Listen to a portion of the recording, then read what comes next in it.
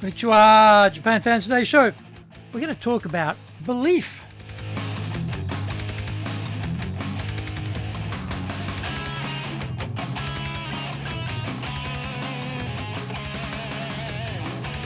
Eigo desu. それでは行きましょう. So let's get going. This is the 7th year of the Sales Japan series podcast, broadcasting around the world from the Beverly Hills of Japan, Minato-ku here in downtown Tokyo. It is chic central. I'm your host, Dr. Greg Story, Dale Carnegie Tokyo franchise owner, the president of Dale Carnegie Tokyo Training, and the 3-time best-selling author of Japan Sales Mastery, which is Zaegyo in Japanese, Japan Business Mastery, and Japan Presentations Mastery in Japanese, Anata mo Purezen Tachijin. Plus, stop wasting money on training, which in Japanese is training de okane o muda ni suru no wa yamimashou. And all are available on Amazon. In this podcast, I want to help you to survive and, even better, thrive in business. 1. Sell more and do it more easily. 2. Exceed your targets. In fact, blow up your targets. 3. Make some serious money. Don't forget to subscribe and share this podcast with your family, friends, and colleagues. We are not being sponsored by Libsyn, but we value your privacy, which is why we have our podcast hosted by Libsyn. Unlike many other hosting organizations, Libsyn have a strict policy that does not allow access to your private information by anyone. Here is our daily podcast lineup on Apple Podcasts. Mondays, the Cutting Edge Japan Business Show podcast. Tuesday, the Presentations Japan series, and every second Tuesday, the Business Tachijin no Oshie Show. Wednesdays, the Sales Japan series. Thursdays, the Leadership Japan series, and every second Thursday, the Business Pro Podcasto Show. Fridays, the Japan Business Mastery Show podcast. Saturdays, Japan's top business interviews. Now, this is episode number 363, and today we're talking about self-belief in sales. Imposter syndrome is a fact of this sales life. We try to avoid that and strive for safely staying in our lane and just repeat the same actions. We will probably master what we need to do to complete this job.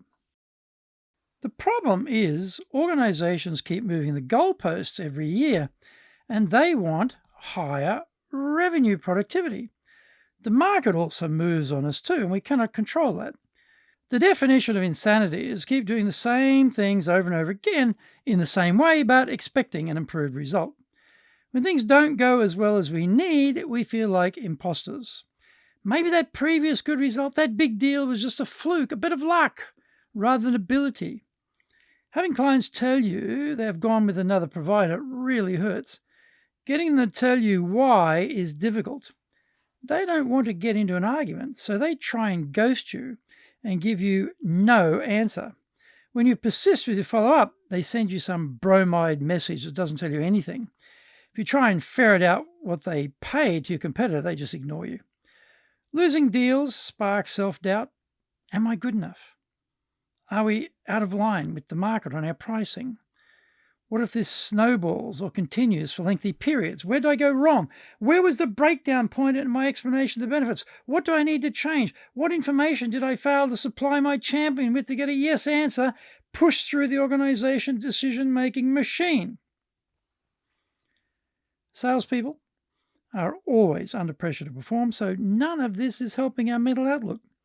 It's such a fragile self-belief system in sales, so it is so easy to spiral downwards into oblivion and ultimately ejection from the company and possibly from the profession of sales itself.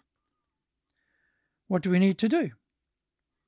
Pricing is always the elephant in the room for salespeople. If we were cheaper, I could make more sales, is the logic. That is true. But what does your brand stand for? And what is your positioning in the market? How does getting in less money per deal get you to your revenue target? Price is not the main thing for a lot of successful sales. The buyer has to weigh up price against value. A cheap but inferior solution can cost a lot of time and disruption, so it effectively becomes an expensive proposition. Many years ago, I was on a temporary assignment in Australia. I brought a cheap blender from a retailer down there. The rubber seal was a problem, and after a while, what was being blended would go everywhere. I replaced that blender 3 times before I gave up and dispensed with the whole idea. The price was cheap, but the irritation and time loss traipsing back and forth to the store was enormous. Find out more when we come back from the break. Our show today is brought to you by our public courses, but we also do custom in-house programs, as well as we do them in both Japanese and English. We do them face-to-face in our super safe classroom, and we do them live online.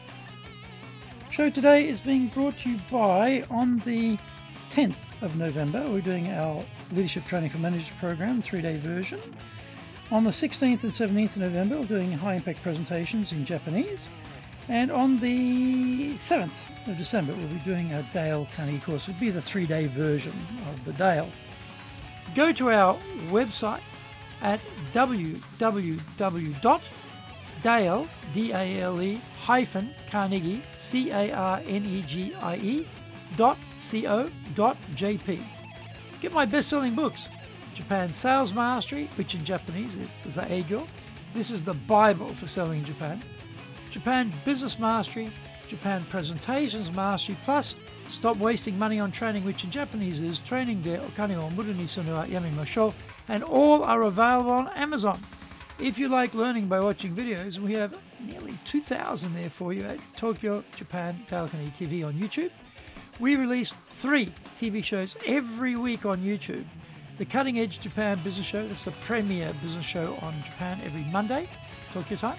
Fridays, we have the Japan Business Mastery Show, and on Saturdays, we release Japan's top business interviews, where I interview leaders from small, medium enterprises all the way up to the corporate captains of industry on one topic, leading in Japan. Every second Thursday, we release the Business Pro Television Show. You can email me at greg.story@dalecarnegie.com.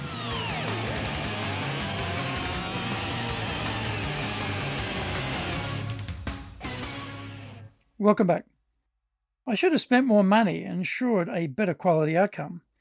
That is the message we need to get across to the buyer about our product or service here in Japan to overcome price sensitivity. I've had a couple of potential sales fall over on price recently. This is excruciating because I thought I had built good rapport with the buyer.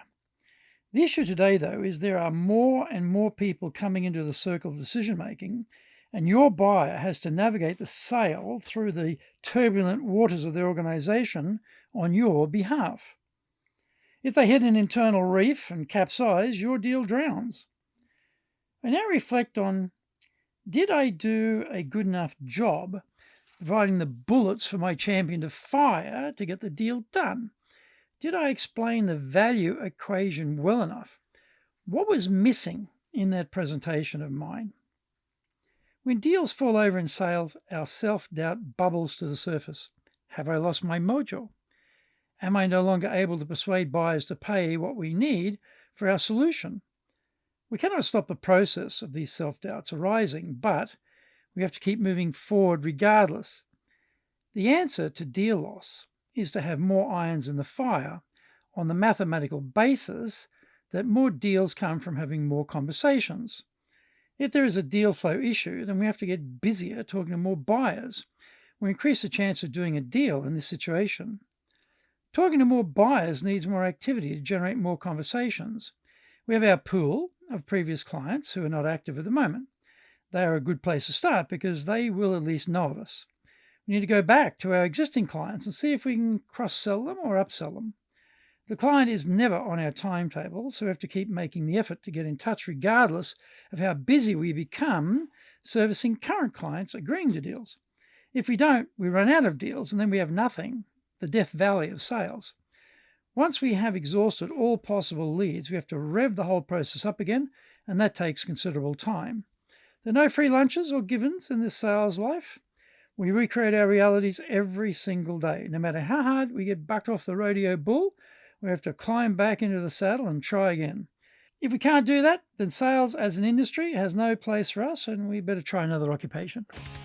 Thank you for joining the Sales Japan series.